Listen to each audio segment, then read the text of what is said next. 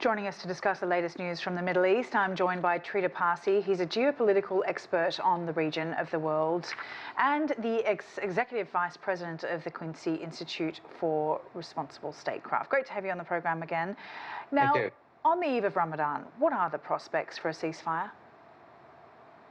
There does not appear to be a particular change in the prospects. The statement by Biden early on seems to not only have been premature, but perhaps also politically motivated, since it came a day before elections in Michigan.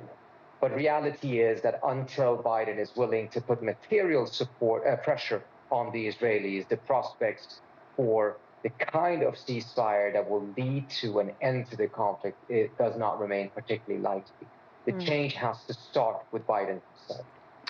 Now, more than half of the besieged coastal enclave's 2.3 million people are sheltering in Rafah, where Netanyahu has said an attack is imminent. What will an attack on Rafah mean for the conflict and for the people of Gaza? By all accounts, from UN experts, regional leaders, this will be an absolute slaughter that will make the rest of the war crimes that have taken place in Gaza so far by the Israelis look like nothing.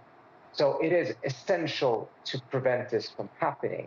But Biden's efforts is more on trying to make sure that whatever ceasefire comes is at the maximizes the interest of the Israelis, and then pushing aid in rather than actually ending the war. Even if aid manages to get in, it will be of no help if those people are being slaughtered by bombs. Now, Biden said an Israeli invasion of Rafah city would be his, quote, red line for Netanyahu. But at the same time, he said he would never leave Israel. This is a statement of contradictions, but what would it take for the US to stop funding Israel's war? Would it be a change of administration, and how would a Trump administration align itself with Israel?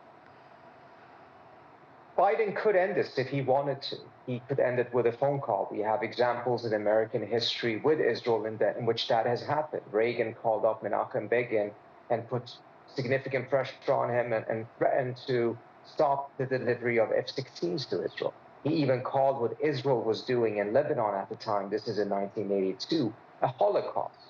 So he was willing to put pressure on Israel, and he got the results. Biden is not willing to put pressure. He says that this is a red line, but Netanyahu clearly does not take Biden seriously, because he has ignored almost all of the other so-called red lines that Biden has put forward. Would a different president act differently? Trump, in many ways, helped create some of these circumstances. But I think one thing is very different between Trump and Biden.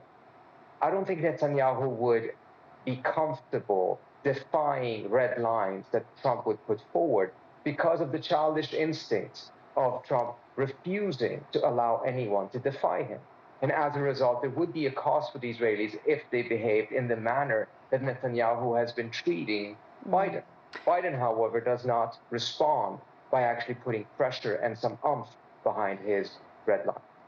He also said, the US president, that is, Biden, also said that an invasion into Rafah would be bad for Israel. What does he mean by that, especially when 3/4 of Jewish Israelis support an Israeli attack on Gaza's southernmost city? Does he mean that it will be bad for US-Israel relations or Israel's international standing?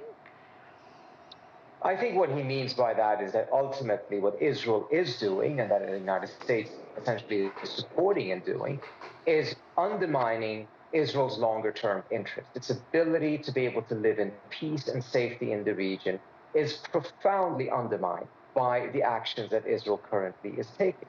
But what I thought was striking with that interview is that I think Biden is trying to show some empathy for the suffering of the Palestinians, but he still falls short. He's really struggling trying to show that empathy, because when he wants to put pressure on Israel, when he wants to say no to something, he still has to couch it not as if it's bad for the Palestinians, it will kill more Palestinians, but because it's actually bad for Israel itself. And meanwhile, he's funding the war. All right, unfortunately, we've run out of time. Appreciate that, Trita Parsi, for us there. Thank you.